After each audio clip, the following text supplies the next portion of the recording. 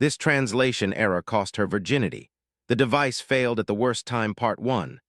The first voice of Earth, the Earth Embassy, towered above the clouds like a silver needle, reflecting the rising sun in its smooth, mirrored surface. Inside, the first interstellar hall buzzed with quiet activity. Humans had dreamed of this moment for centuries, the day they would speak to the galactic conquered, and today that dream was about to become reality. Lena Morales adjusted her headset nervously as she walked down the long corridor. The translation device, a slim neural interface unit, rested lightly against her temple. It was supposed to be perfect, flawless, infallible. Humanity was relying on it. And more than that, the galaxy was waiting. Lena had trained for this moment her entire life. She had memorized alien syntax, gestures, even micro-expressions. She had studied the history of first contact diplomacy. She had learned to listen not just with her ears, but with her intuition. She knew that every word mattered, that every gesture carried weight.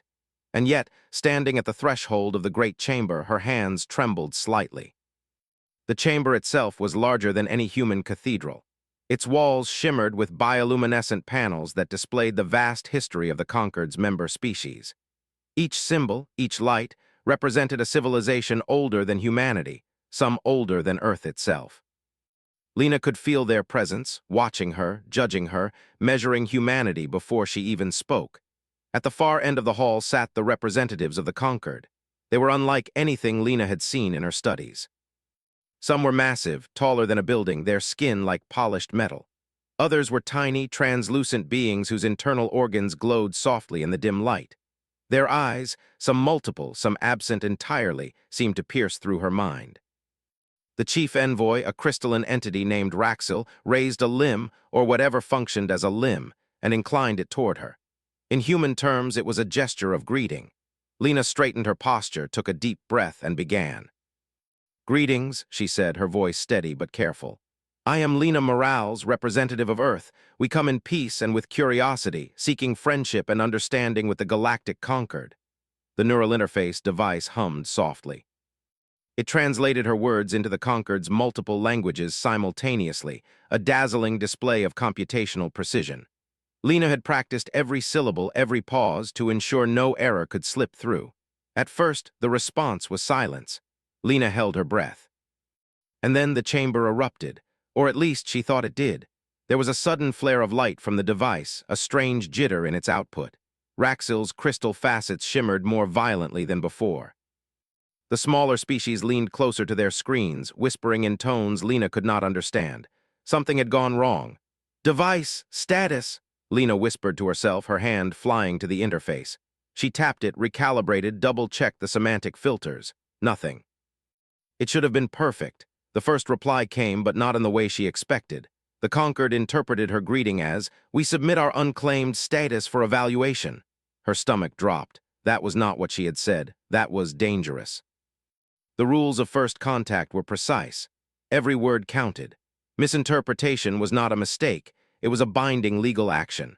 According to conquered law, this phrase meant that Earth had voluntarily given up its protections, its neutrality, its first contact rights. In other words, humanity's innocence, their virginity in galactic politics, had been compromised. Lena's mind raced. She tried to correct the device, tried to speak again. "No, wait, I meant..." But the conquered did not wait. The chamber's recording systems activated automatically, logging her words as official. Her heart sank. On Earth, a command center monitored the event live. The diplomats watching from thousands of miles away gasped. Dr. Kavita Rao, head of interstellar law, froze in disbelief. They've recorded it. Earth just..." She couldn't finish the sentence. The representatives of the conquered continued to react as if she had surrendered humanity's rights willingly. There were murmurs, some of them hostile. Decisions that had taken millennia were now being applied instantly. Humanity had lost its first contact neutrality before it even fully began.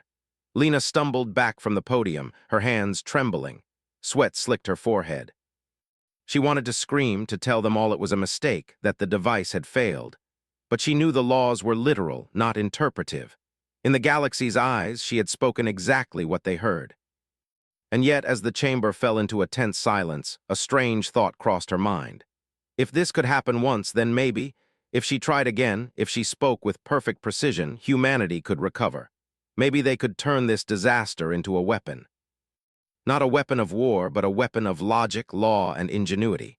The first part of her journey had ended in failure, but the spark of human determination burned brighter than ever. She would not give up. Humanity might have lost its innocence, but it would not lose its dignity. Outside the chamber, the corridors of the embassy were alive with hurried activity. Engineers rushed to fix the neural device. Legal experts debated the consequences, and Lena walked among them, feeling both small and infinite at the same time. She was just one human, but she carried the fate of an entire species. As the sun rose higher, casting streaks of light through the embassy's windows, Lena clenched her fists. The galaxy thought they had seen Earth's weakness. They had only glimpsed humanity's first mistake. And mistakes, she knew, could be corrected. But at what cost? That was the question that would haunt her as she prepared for her second chance. And the galaxy would be watching every word she said. Lena sat in the command center, staring at the holographic display before her. Her hands shook as she replayed the recording from the great chamber. Every word, every gesture, every pause analyzed and reanalyzed. And every time the result was the same. The translation device had failed. The phrase that should have meant peace and curiosity had become a legal surrender of Earth's first contact, neutrality. She pressed her temple, where the neural interface rested, as if that would somehow reset the world. Around her, the room buzzed with quiet chaos. Scientists, diplomats, and engineers were speaking in rapid tones she could barely follow. "Earth's first contact status is compromised," said Dr. Kavita Rao, her voice low but sharp. "The conquered has already recorded the declaration. Any species can now claim rights to exploit Earth's resources or territory. We have no immunity anymore." Lena swallowed hard. She could feel her heart pounding in her chest. This was not just a mistake. It was a disaster of galactic proportions. Outside the chamber, smaller species were already moving. Reports flashed across the screens.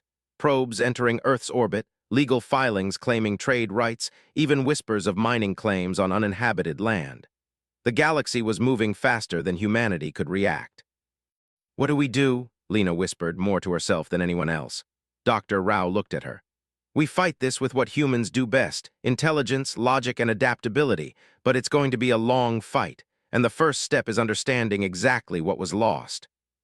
Lena closed her eyes. "We lost our innocence," she said, her voice cracked. "Our first contact innocence, humanity's virginity. We walked in thinking we were equals, and now the galaxy sees us as vulnerable, as exploitable." Her words hung in the air like a weight. Everyone in the room understood the gravity. First contact status was not just a legal concept. It was a shield. Losing it meant humanity could be treated as a species without protections, without rights. Yet Lena refused to give in to despair. If the galaxy thought they had seen Earth's weakness, they were wrong. Humanity might have stumbled, but they would rise.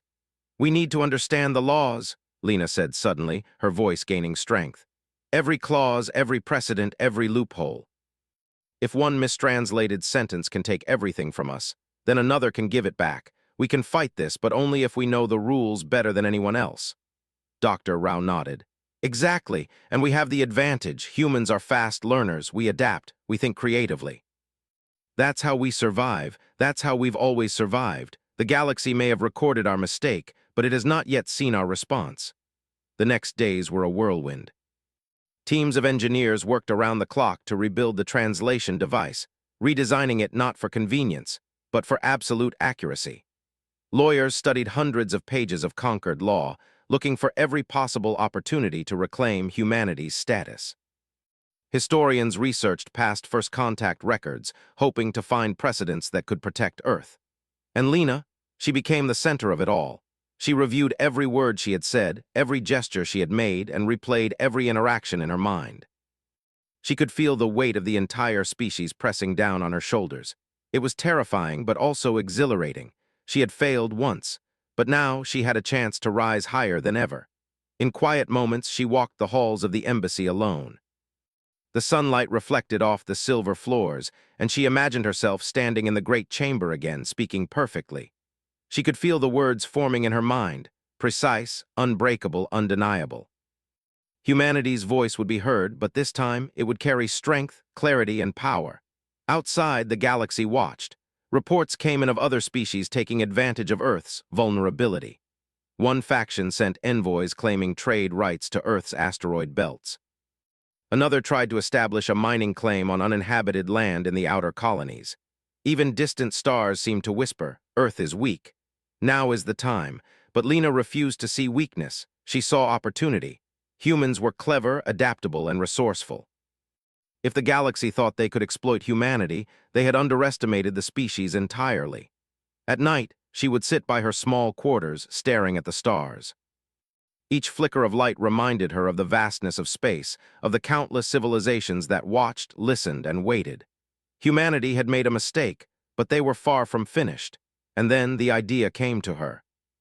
If the Concord's laws were literal, if every word was binding, then perhaps the solution was not to apologize or negotiate. Perhaps the solution was to speak in a way that was undeniable, unchangeable, and entirely in humanity's favor.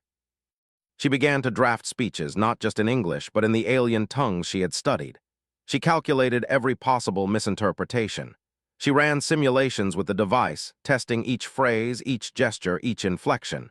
Days turned into nights. Nights turned into days. The embassy became a hive of activity. Engineers designed redundancies, legal teams drafted defenses, and Lena became both the student and teacher of interstellar diplomacy. Every mistake she had made the first time became a lesson for the next. Finally, after what felt like an eternity, the device was ready. The legal team had prepared every argument. Humanity had compiled every precedent, every clause, every logical framework to support their claims. And Lena was ready to speak. But she knew the danger remained. One wrong word, one mistranslation, and humanity's hard work would crumble. She could feel the weight of billions of lives on her shoulders. She could feel the eyes of the galaxy watching her. Yet fear was not the answer. Courage was, determination was. Humanity had faced extinction, war, and disaster before, and they had survived. This was no different. As she stepped back into the great chamber, she took a deep breath. The chamber was quiet now, the initial chaos fading into tense anticipation. The Concord representatives watched her with curiosity, some even suspicion. They had recorded her mistake, yes, but they did not yet know what humanity was truly capable of. Lena straightened her shoulders. She spoke softly at first, testing the device, testing herself. "I am Lena Morales," she began, "and I speak for the people of Earth." The neural interface hummed. This time the words were flawless. Every syllable, every pause, perfectly calibrated. The Concord listened. And for the first time, humanity's voice was clear, strong, and undeniable. The chamber remained silent. But Lena knew something had changed. The galaxy had seen the human spark, intelligence, determination, and courage in the face of overwhelming odds. Humanity had stumbled, yes, but they were rising, and the first sentence of humanity's comeback had been spoken. The embassy was no longer a quiet building of anticipation. It had become a hive of human determination, buzzing with the energy of people who refused to give up. Engineers tapped rapidly on keyboards, their screens glowing with streams of alien code. Lawyers crowded around holographic displays, debating the minutiae of laws older than humanity itself. Historians scoured records of other species, first contacts, searching for any precedent that could save their world. And Lena Morales walked among them, the weight of humanity pressing on her shoulders, but now not as a burden but as a challenge. Her mind replayed the events of the Great Chamber again and again. The phrase had been mistranslated, yes, but that alone did not destroy humanity. The Concord's law was literal, yes, but also structured and precise. Lena realized that the same literalness that had trapped them could become their tool. If one sentence could make humanity vulnerable, then another, carefully constructed, perfectly translated, could reclaim their rights. She called an emergency meeting with the top legal minds of Earth. The conference room was crowded, the air tense. Every human present knew that failure was not an option. Dr. Kavita Rao addressed the group. "We have one advantage. The Concord's laws are rigid. They take every word seriously, literally. We have seen how one mistake changed everything. That same rigidity can protect us if we use it correctly." A senior lawyer, Malik, leaned forward, eyes bright. "We need to study every past first contact, any precedent, any loophole. If another species has misspoken or been misrepresented, we can cite that. Humanity's mistake will be countered by legal clarity. Lena nodded. And we will, but that is only part of the solution. Words alone are not enough. The device cannot fail again. Every phrase must be flawless, every gesture precise, every tone exact. We must make our first true sentence, our real declaration, unbreakable. For days, the embassy worked like a machine. The translation device was dismantled, rebuilt, tested, and rebuilt again. Engineers designed multiple backup systems, redundant translation channels, and cross-referenced every known conquered language. Every simulation was run 100 times to ensure no single error could slip through. Each night, Lena would sit alone, reviewing every potential phrase, memorizing the rhythm, intonation, and syntax.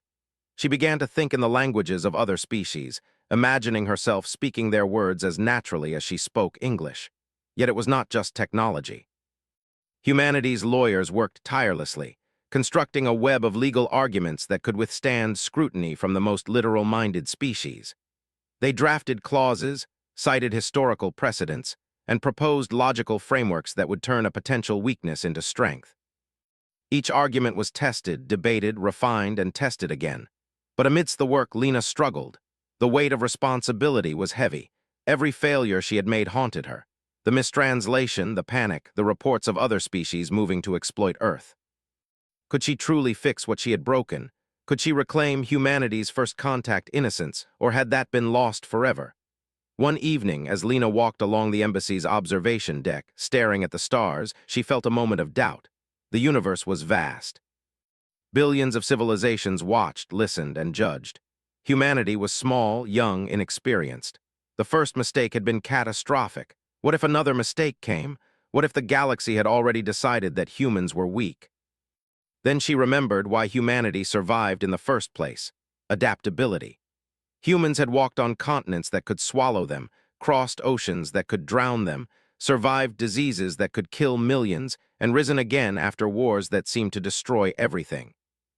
Failure was not the end, it was the beginning of learning, of adaptation, of improvement. Her resolve hardened. Humanity had lost its innocence, yes, but that loss was not permanent. It was a challenge, a call to rise, and rise they would. She returned to the command center, eyes sharp, mind focused. "We will prepare the declaration," she said firmly. "Not as naive diplomats, but as humans who have studied, learned, and adapted. We will speak with clarity, logic, and authority. The galaxy will see that Earth is not a mistake waiting to happen. It is a species capable of survival, precision, and ingenuity." Dr. Rao smiled faintly. "That's the spirit. Humanity has stumbled, but we have the tools to recover. And more than that, we have determination." Weeks passed. The embassy became a hive of tireless work. Engineers tested the device at every hour. Lawyers ran simulations of every potential challenge the conquered could present. Lena memorized and rehearsed hundreds of phrases, each one designed to reclaim humanity's rights, protect its sovereignty, and establish their place in the galaxy. Even small details, such as gestures, posture, and eye contact, were perfected to convey the exact meaning intended. And then came the first real breakthrough. One of the historians found a forgotten precedent, a species that had accidentally misrepresented themselves in a first contact declaration centuries earlier. The conquered had corrected the record after careful legal review. This was proof the literalness of the law could work both ways. If Earth could present their argument clearly and accurately, the galaxy had no choice but to recognize it. Lena's confidence grew. The plan was taking shape. Humanity would not plead or apologize. They would present facts, logic, and evidence. Their words would be precise, their device flawless, and they would reclaim what was theirs: dignity, respect, and first contact rights. But the galaxy would not wait idly. News of humanity's vulnerability had spread. Minor factions were probing Earth's borders. Trade requests were filed, sometimes preemptively claiming rights to resources humans had only just discovered. The situation was tense, and Lena knew that any delay could worsen it. Speed, precision, and clarity were essential. At night, as Lena rested briefly in her quarters, she imagined standing once more in the great chamber. She saw the crystalline Raxil watching her, the translucent, smaller beings observing every gesture. And she imagined herself speaking, every word deliberate, unbreakable, undeniable. This was not just a speech. It was a test of humanity's resilience, ingenuity, and courage. and she would not fail. The days of preparation culminated in a final simulation. The device hummed quietly, translating her words into multiple languages simultaneously. Lawyers scrutinized every line of dialogue. Engineers monitored every neural pulse, ensuring that no miscalculation could occur. And Lena, standing at the center of it all, took a deep breath. She was ready. The weight of billions of lives rested on her shoulders. The galaxy had seen humanity's first mistake. Now it would witness the species' true strength. Humanity had lost its innocence, yes, but from that loss they had forged something stronger: resolve, determination, intelligence, ingenuity. The first step had been taken. The mistake had been analyzed, understood, and transformed into a lesson. And humanity was ready for the next step, reclaiming their voice, their rights, and their place among the stars. As she prepared to return to the great chamber, Lena's mind was clear, her focus sharp. She knew the danger remained, but so did the potential. Humanity had been knocked down, but they had not been defeated. The galaxy had underestimated them once. It would not underestimate them again. The great chamber was silent. It was the same room where Lena Morales had first spoken, where the mistranslation had cost humanity its innocence, its first contact protections. But this time the air was different. There was tension, yes, but also a sense of purpose. Humanity was no longer naive. Humanity had learned. Lena stood at the podium, her posture straight, her mind clear. The neural interface device hummed softly against her temple, a product of weeks of careful redesign. Engineers had tested it 1,000 times. Every word, every pause, every gesture had been simulated and perfected. Around her, members of Earth's delegation waited. Lawyers with holographic tablets, historians with records of ancient interstellar law, diplomats who had trained for every possible reaction. They were ready. Humanity was ready. Across the chamber, the conquered representatives watched. Some crystal entities tilted, refracting light in ways that might have been amusement or perhaps doubt. Smaller, translucent beings leaned forward, their glowing organs pulsing faintly. And at the center, the crystalline Raxil regarded Lena with calm curiosity, its facets reflecting light like 1,000 tiny stars. This time, Lena spoke slowly, deliberately. Her voice carried across the chamber, clear, precise, unwavering. "I am Lena Morales, representative of Earth. I speak for the people of our planet."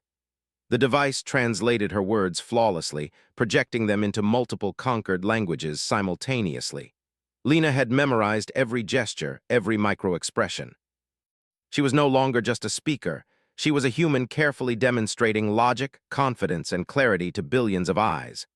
The first response was a murmur from the smaller species, their translations flickering on the holographic displays. Lena ignored it. She had prepared for everything. "We acknowledge that a previous statement was mistranslated, resulting in a declaration that misrepresented Earth's intentions and status. That declaration, while recorded, was made under technological error. We request that the record be corrected according to the facts presented today." The chamber hummed. A correction? The conquered rarely altered official records, but Lena did not stop. Humanity is a young, intelligent species. We are capable of understanding the laws of the conquered, adapting to them, and engaging in fair, precise diplomacy. We present evidence, precedents, and logical arguments to demonstrate that our first contact innocence was never voluntarily surrendered. The mistranslation alone should not dictate humanity's rights. She paused. Every eye in the chamber was on her, every lens, every sensor, every mind. "And furthermore," Lena continued, "we request that humanity's rights, sovereignty, and first contact protections be recognized, retroactive to the time of the mistranslation. Any attempt to exploit Earth based on that error is null and without effect." The device confirmed the translation, perfect, for a long moment silence. Then the responses came, measured, analytical, careful. One of the smaller species spoke first, their words translated with a faint shimmer. "Humanity presents a logical argument. Evidence supports their claim. The device error is acknowledged." The chamber reacted like a wave passing through water. Some species nodded, their gestures signaling approval. Others leaned back, analyzing every phrase. And Raxil, the crystalline envoy, tilted its facets thoughtfully. Lena did not falter. She continued, presenting historical precedents, referencing past first contact cases, highlighting logical inconsistencies in any claim against Earth. Her voice was steady, her gestures precise. Every word was backed by evidence. Every argument was deliberate. She could feel the weight of the galaxy pressing on her, but she also felt the spark that made humans unique: adaptability, creativity, and determination. They had stumbled, yes, but they were learning, and learning was power. Hours passed. The conquered representatives debated quietly among themselves. Holographic displays flickered, showing laws, precedents, and translations. Lena waited, standing tall, silent when required, speaking when necessary. Humanity's case was airtight, flawless, indisputable. Then came the turning point. Raxil's facets shifted, reflecting a bright light. Its voice resonated through the chamber, deep and deliberate. Earth has presented evidence, logic, and intent that corrects the previous misrepresentation. Humanity's first contact protections are restored. Any prior declaration resulting from technological error is null.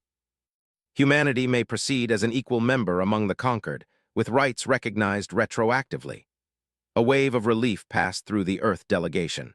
Engineers whispered quietly to one another, lawyers exchanged nods, and historians allowed themselves faint smiles. Lena, however, remained calm. There was still one more step. She continued. Humanity seeks not only protection but mutual understanding. We wish to contribute to the conquered, to share knowledge, culture, and cooperation. We are young, yes, but we are capable, resilient, and determined. Let this moment mark the beginning of a partnership, not exploitation. The chamber remained quiet, and then, slowly, the responses shifted from legal acknowledgement to curiosity. Smaller species approached the holographic displays to examine Earth's evidence. The larger crystalline entities leaned closer, analyzing data. The galaxy, for the first time, looked at humanity not as weak, not as naive, but as capable. Lena realized something profound in that moment. Humanity had not regained innocence. It had evolved. The mistranslation had cost them naive trust, but it had forged resolve, clarity, and ingenuity, and that was far more powerful than innocence. Outside the chamber, news systems across the conquered lit up. Other species received alerts. Earth's first contact protections were restored. Attempts to exploit them were void. Humanity's reputation was changing, shifting from vulnerable to formidable. Back in the chamber, Lena concluded her address.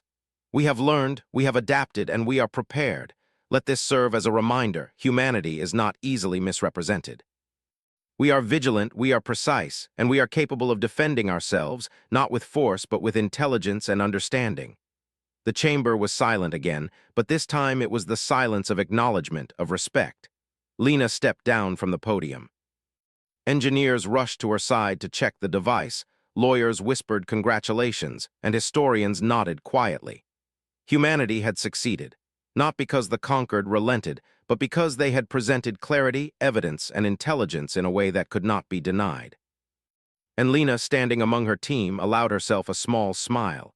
Humanity had lost its first contact innocence, yes, but they had gained something far more powerful: a reputation for resilience, intelligence, and precision. The galaxy had underestimated them once. It would not underestimate them again. For the first time, humanity could hold its head high, not as a naive newcomer, but as a species capable of navigating the stars with clarity, ingenuity, and determination. And Lena knew this was only the beginning. Humanity had faced its greatest test and had passed, but the galaxy was vast and countless challenges awaited. The lesson was clear: mistakes could destroy, but they could also teach. And humanity, as it always had, would learn, adapt, and rise stronger than before.